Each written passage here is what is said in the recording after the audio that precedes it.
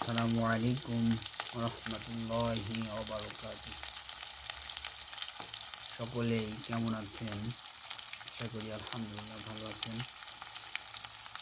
তো আজকে আপনাদের সঙ্গে শেয়ার করব প্রায় 3 মাস একদিন পরে স্ত্রীর হাতের রান্না খেলাম।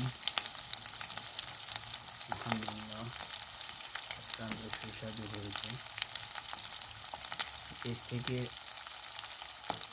তিনি রান্না করে আমার জন্য পাঠিয়েছে। আলহামদুলিল্লাহ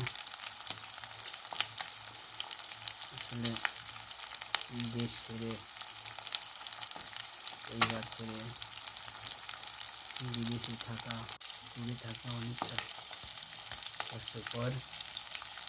সকলের জন্য দোয়া করি আল্লাহ পাক সকলকেই যেন সুস্থ রাখে, শান্তিতে রাখে।